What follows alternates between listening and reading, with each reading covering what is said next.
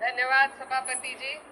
मैं सबसे पहले दाद देना चाहती हूँ इस बिल के टाइमिंग की कि अभी इसकी रौनक बुझी भी नहीं थी और हमारी जड़ों पर एक नया फरमान लाया गया। पहले उत्तर प्रदेश में मुसलमानों को नमाज पढ़ने पर रोक लगाई और फिर सौगात में ये बिल लाया गया। निसार में तेरी गलियों पे है वतन, जहाँ चली है रिवाजो गैर कि कोई न सर उठाकर चल सके। मैं सभापति जी आपको ये बताना चाहती हूँ कि ईद के मौके पर एक विधवा महिला अपनी लड़की के साथ मेरे पास आई और उसने बताया कि वह एक वक्त की प्रॉपर्टी में रहती है, वही उसके सर पर छत का काम भी करती है और उसकी रोजी रोटी भी वहीं से आती है। वो इस बिल को लेकर इतनी फिक्रमंद थी कि कहीं उससे वो उसकी संपत्ति ना छीन ली जाए। वो अकेली एक ऐसी महिला नहीं है, ऐसे लाखों लोग हैं जो वक्त की गरीब महिलाएं जो वक्त की संपत्ति से अपना रोजगार चला रहे हैं। और ये जो वक्त बाय यूजर क्लॉज के हटाने से लाखों वक्त की जायदाद अपना स्टेटस खो देंगी और लाखों लोग इसी तरीके के लोग सड़कों पर आ जाएंगे। वक्त क्या है, वक्त बाय यूजर क्या है?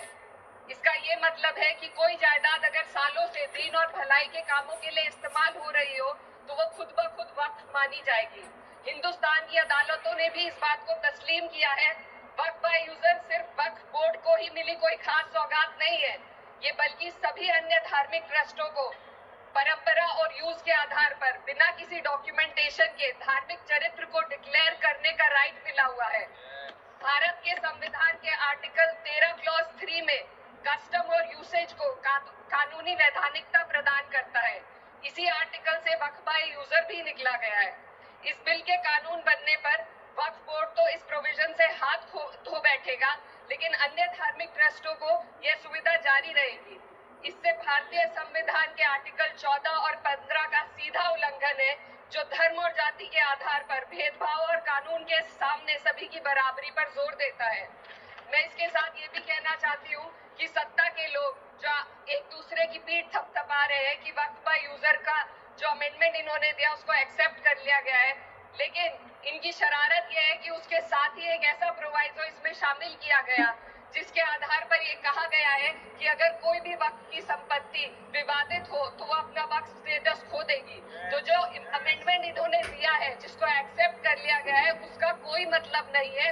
ये इनकी नीयत है जो साफ जाहिर हो रही है। सोने पर सुहागा एक काम और किया है। सरकार ने वक्फ की कानून के सेक्शन 107 को हटाकर लिमिटेशन एक्ट में 12 साल तक ही किसी के खिलाफ अदालत में जाने का प्रोविजन है। सेक्शन 107 में बोर्ड को लिमिटेशन एक्ट से राहत मिली हुई थी। वक्फ बोर्ड कभी भी अवैध कब्जाधारियों के खिलाफ अदालत जा सकता था। अगर ये सेक्शन ना हो तो अवैध कब्जा करने वाले लोग कानूनी प्रक्रिया का फायदा उठाकर वक्फ की प्रॉपर्टी को हड़प सकते हैं।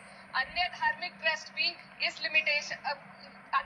ट्रस्टों पर भी ये लिमिटेशन एक्ट लागू नहीं होती, तो फिर वक्फ बोर्ड के साथ ये सौतेला रवैया क्यों किया जा रहा है? धर्म को देखकर दोहरी नीति क्यों अपनाई जा रही है? सेक्शन 107 और वक्फ बाय यूजर को अगर एक साथ पढ़ा जाए तो इससे लाखों वक्फ की प्रॉपर्टी पर कब्जा किया जाएगा। इसलिए ये बिल मुसलमान की भलाई का नहीं बल्कि उनके वजूद और विरासत को मिटाने का बिल है।